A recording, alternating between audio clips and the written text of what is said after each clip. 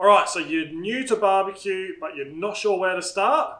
Don't worry, I'm going to show you everything you need to know to get you going, and it's much cheaper and easier than you might think. All right, so we'll start off with the barbecue or smoker. Now, I'm not going to tell you what sort of smoker you need. You need to make that decision based on the lifestyle you have and what you want to get out of your smoker.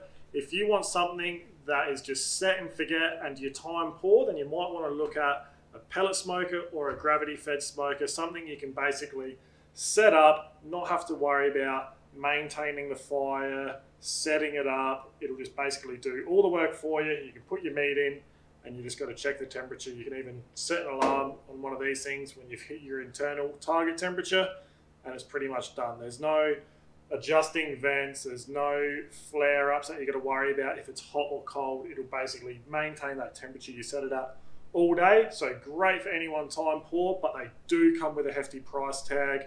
They range from about $1,000 right up to $5,000 or $6,000 depending on what sort of model you want. But if you want to get into real sort of barbecue, then a Weber is probably what you're going to want to look at. Right, so obviously the pinnacle of that real authentic barbecue is going to be from an offset smoker, but I wouldn't recommend starting with one of them. They take a little bit more work and understanding to get them going and maintaining them. Like I said, I'd recommend starting with a Weber if you are just starting out for many reasons. First of which is they are super cheap and easily accessible. I'm sure you've probably got a family member that'll lend you one. A lot of my family members just have them collecting dust in the garage, or you can even pick them up on places like Facebook Marketplace or Gumtree for next to nothing. You see them pretty much every day going for about $50. So, and they'll do everything you want them to do. They'll smoke, they'll roast, they'll sear, they'll do the briskets, the pulled pork, everything you want them to do. And we've got all of that content on our YouTube channel. So if you do pick one up and you are just learning, have a browse. We've got so much on the Weber. We've got setup videos and everything you need to know. And if there isn't something on there and you want to know, give us a comment below on what you'd like to see. But definitely start with a Weber. Can't recommend them enough, only because they're so cheap. They'll do everything you want. And then if you do want to move on to something else, probably a drum smoker. This has probably become our favorite barbecue for many reasons. So the drum smoker has become one of our favorite smokers for many reasons. They are so efficient. You can run this thing for 14 hours on a full basket of charcoal. No worries. We've done overnight cooks in them. You can build one yourself if you're handy like that for real cheap, or you can buy one. You can fit a bit more in them than a Weber. You can hang up to 9 racks of ribs in there. You're probably not going to get that in a Weber, but we definitely recommend a drum if you're looking for something other than a Weber to start your barbecue journey on. Other things are your bullet type smokers, Kamados, they're really good as well. But I'd recommend getting a good understanding of them types of smokers before you move on to an offset. Offsets are great. They do take a bit of work. If you do want to start on one, by all means go for it. If you can afford one or pick one up secondhand or borrow one, definitely have a play around with it. Again, we've got a lot of videos on them on how to set them up, and we've done a lot of cooks on them in the past as well. So again, have a browse of our channel, hit that subscribe button while you're there so you get notified of our future videos. So yeah, now we've talked about the barbecues, we'll move on to the next thing. So you're not going to need too much to get yourself started, but you will need some fuel. We've got some briquettes and some charcoal here. It's up to you what you want to use. We've used both in the past. They both work great. Charcoal can get really hot for that awesome sear.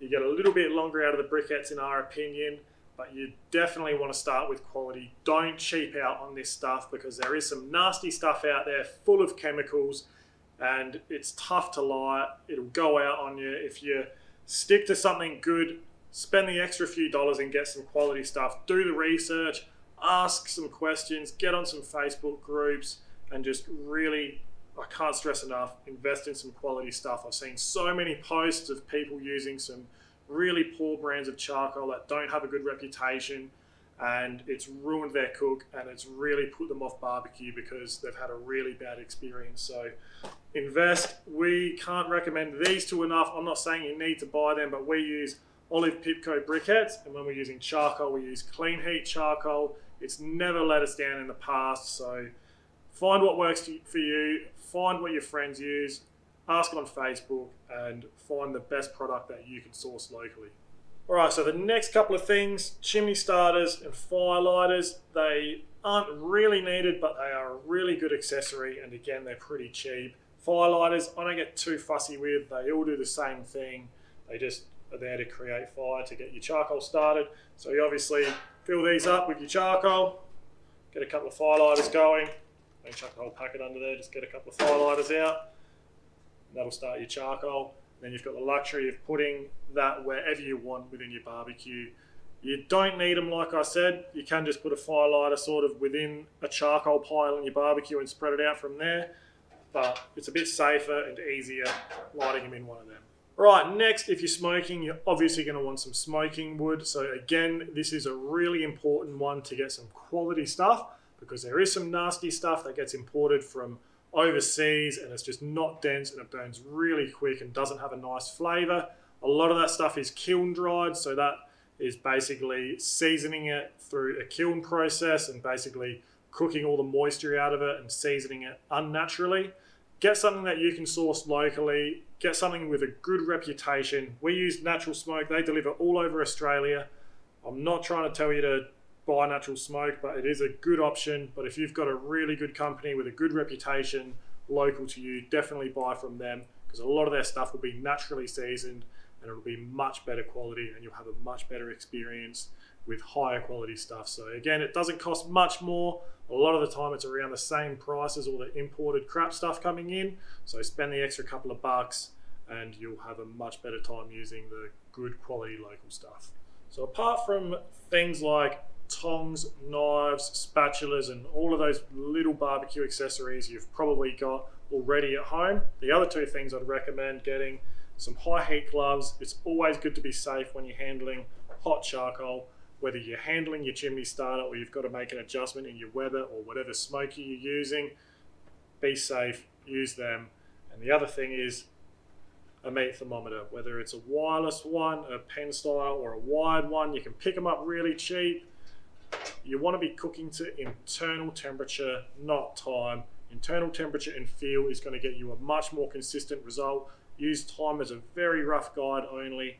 If you've heard of a brisket taking 10 hours, don't just pull it out after 10 hours, because there's too many other variables. It might take 12 to 14, it might take 6, depending on the size and everything, cooking temperature that you're using. So do your research, don't be afraid to ask questions. Like I said before, join a Facebook group, watch some YouTube videos. We've got heaps of stuff on our channel. Don't be afraid to ask questions. We all had to start learning somewhere. I've asked so many questions over my time. I've still got so much more to learn, and I'll be asking so many more questions myself. And the other thing is, get some good quality meat as well. Don't go getting some really low grade lean stuff. It's just going to dry out. Again, do your research on it and you'll have a much better outcome. So if we've missed anything in the video, ask us in the comments below. And apart from that, that's the end of the video. So we'll see you next time. Cheers.